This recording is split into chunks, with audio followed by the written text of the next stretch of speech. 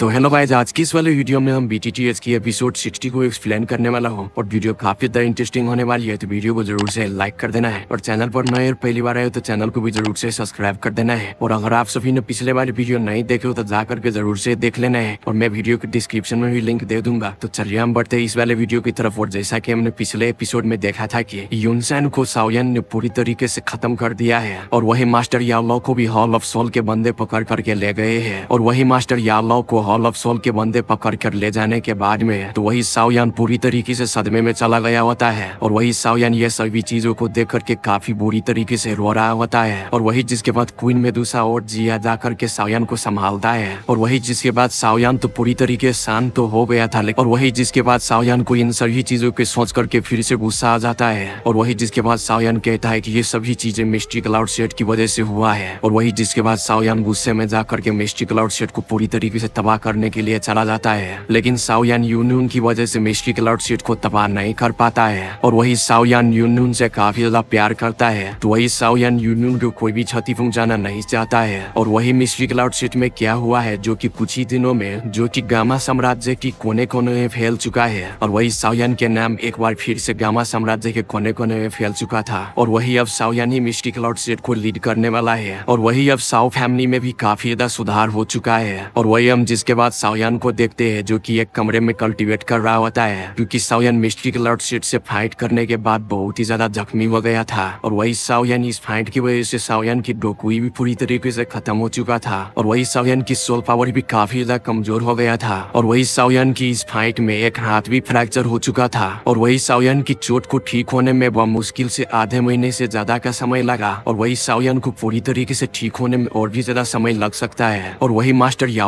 के जाने की वजह से साओयन को बहुत ही बड़ा झटका लगा हुआ है। और वही हम दूसरी तरफ साओयन के बड़े भाई जोली और जोडिंग को देखते हैं जो कि दोनों ही साओयन के पास जा रहा था। और वही इन दोनों भाई को भी पता था कि साओयन अभी काफी ज्यादा सैड है, इसलिए दोनों भाई खुश करने के लिए साओयन के पास जा रहा था। और वही जिसके बाद वो दोनों भाई साओयन के पास जाता है और जिसके बाद साओयन को देखता है तो वो दोनों भी काफी ज्यादा इमोशनल हो जाता है। और वही जिसके बाद सोली जोडिंग को कहता है कि मास्टर याओ के जाने के वजह से साओयन को काफी ज्यादा सदमा लगा है। और जिसके बाद जोली और जोडिंग दोनों ही साओयन के पास जाता है बात करने के लिए। और वही वो तीनों भाई बात कर ही रहा होता है, तभी यहाँ पर आइस एम्परर आता है। और वही आइस एम्परर साओयन की हेल्थ में सुधार को देख करके तो आइस एम्परर भी काफी ज्यादा खुश हो जाता है। और वही आइस एम्परर यहाँ पर साओयन से काफी सारे बातचीत करता है। और वही बातचीत के दौरान आइस एम्परर कहता है कि और हाँ, एक और इम्पोर्टेंट बात, यहाँ पर एक कंपटीशन होने वाला है जो कि हर एक 5 सालों में यहाँ पर होता है। और इस पल प्रत्येक साम्राज्य के और टिक्चू लोग भाग लेते हैं। और यह इन लोगों के लिए है जो कि उत्तर पश्चिमी सेट की सेना को एकजुट करना चाहता है, लेकिन यह लक्ष्य कभी भी किसी को हासिल नहीं हुआ है। और वही आइस एम्परर साओयन से कहता है कि यह मत सोचो तुम कि गामा साम्राज्य में मिस्टी क्लाउड सेट का दबाव है तो यूनसेन की वजह से उस रैंकिंग कंपटीशन में कोई भी आगे नहीं आ पाता था, लेकिन अब तो तुमने यूनसेन को खत्म कर ही दिया है, तो फर्स्ट श्रेणी की ताकतों के बीच रैंकिंग करने में कोई भी सक्षम नहीं है। और वही साओयन इन सभी चीजों के बारे में सुनकर के साओयन काफी ज्यादा शॉक्ड हो जाता है, क्योंकि साओयन को इन सभी के बारे में कुछ पता ही नहीं था। तो वही साओयन को उम्मीद नहीं थी कि जो कि मिस्ट्री क्लाउड सेट गामा साम्राज्य में अपनी ताकत दिखा रहा था।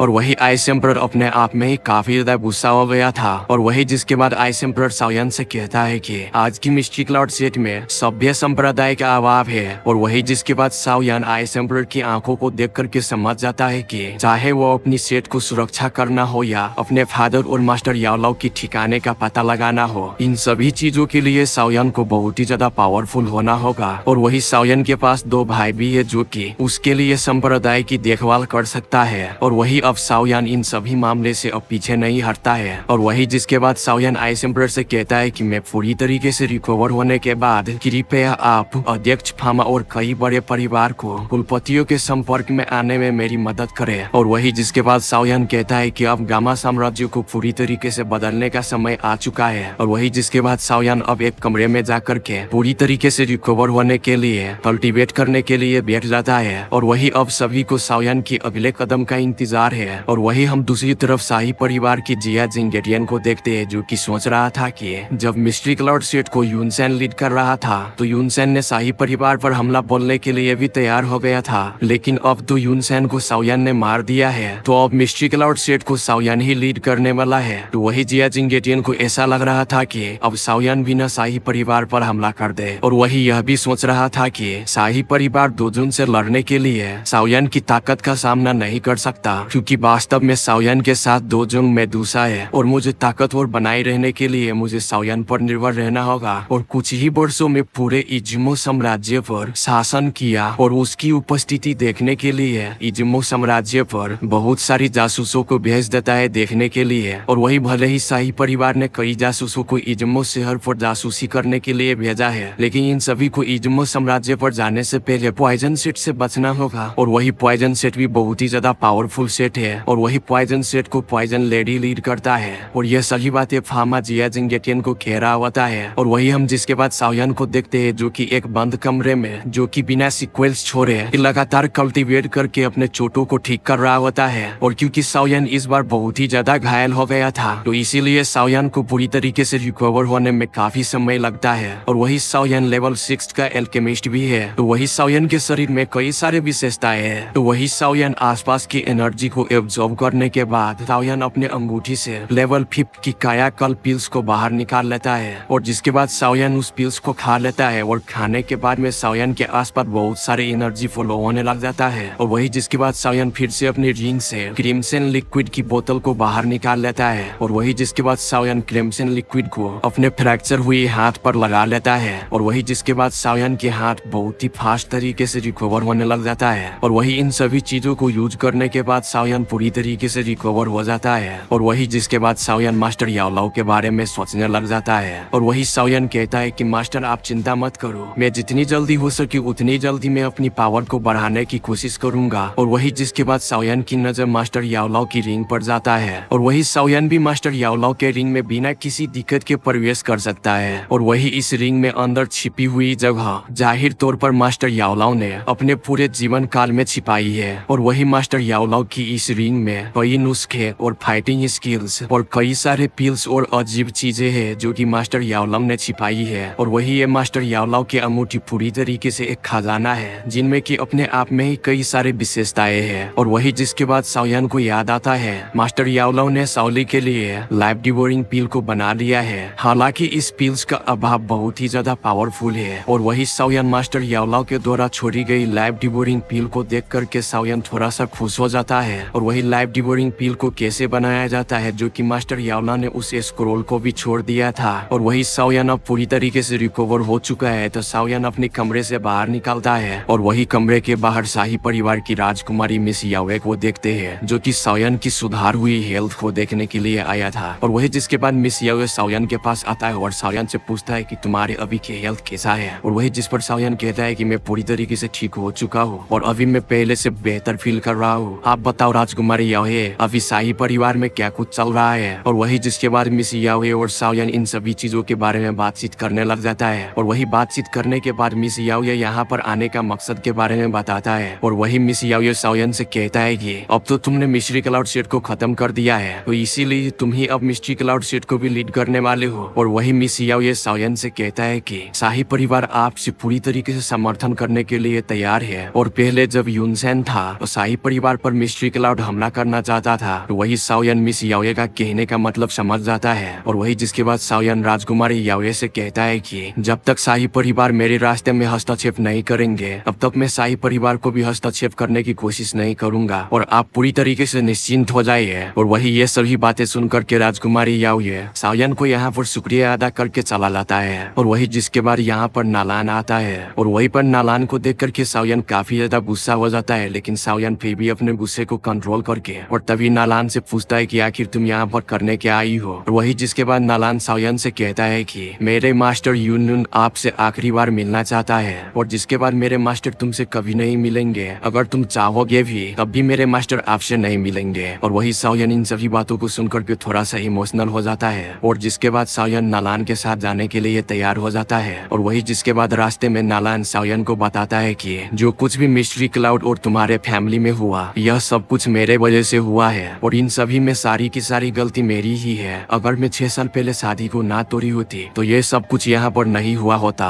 और वही जिसके बाद साओयान नालान से कहता है कि हाँ तुम्हारी ही गलती है सब कुछ, अभी इस बात को दोहराने से क्या होगा, जो होना था जो कि हो चुका है। और वही जिसके बाद नायान और साओयान एक पहाड़ पर पहुंच जाता है। और वही जिसके बाद नालान सायन से बताता है कि मेरे मास्टर आपका इंतजार कर रहा है दूसरे पहाड़ पर। और वही जिसके बाद नालान यहाँ पर अकेला रुक जाता है और सायन यहाँ पर से अकेले उस पहाड़ पर चला जाता है। और वही सायन दूसरे पहाड़ पर पहुंचता है तो सायन को यहाँ पर यूनियन खड़ी दिखाई देती है। और वही जिसके बाद सायन यूनियन से कहता है कि क्या तुम जिमा एम्पायर को छोड़ रहे हो। और वही जिसके बाद यूनियन हाँ में सर हिला देता है। और वही सायन यूनियन से बताता है कि इसलिए तुम जिमा एम्पायर को छोड़ रहे हो क्योंकि मैं तुम्हारी मास्टर यूनसेन को मार दिया, इसलिए तुम अब मुझसे नफरत करने लगी हो। तभी यूनियन कहता है कि ऐसी कोई भी बात नहीं है, तुम्हारी और यूनसेन के बीच में कुछ भी हुआ मुझे इन सब से कुछ भी फर्क नहीं पड़ता है। और तभी सायन यूनियन से कहता है कि तो तुम क्यों फिर जिमा एम्पायर को छोड़ रहे हो, तुम क्यों ना मेरे साथ रुक जाती हो, अब तो वैसे भी मैं जिमा एम्पायर को भी लीड करने वाला हूँ। और वही जिसके बाद यूनियन कहता है कि मैं ऐसा नहीं कर सकती है क्योंकि मैं एक मिस्ट्री क्लाउड सेट की एल्डर हूँ और मेरा फर्ज बनता है डिसाइपल और बाकी सारे एल्डर को प्रोटेक्ट करने का। और ये सभी सुनकर के सायन भी कुछ भी नहीं बोलता है। और वही सायन को समझ में आ गया था कि यूनियन मिस्ट्री क्लाउड सेट को नहीं छोड़ने वाली है। और वही जिसके बाद यूनियन एक स्पेस स्टोरेज रिंग बाहर निकालता है और सायन को दे देती है। और वही यूनियन सायन से बोलती है कि इस रिंग में और अभी तक मिस्ट्री क्लाउड ने जितने भी ट्रेजर को अर्न किया है वो सभी के सभी इस स्टोरेज रिंग में है। और वही जिसके बाद सायन इस रिंग को ले लेता है। और वही जिसके बाद सायन यूनियन को जोरों शोरों से हक कर लेती है। और वही सायन भी काफी ज्यादा इमोशनल हो गया था।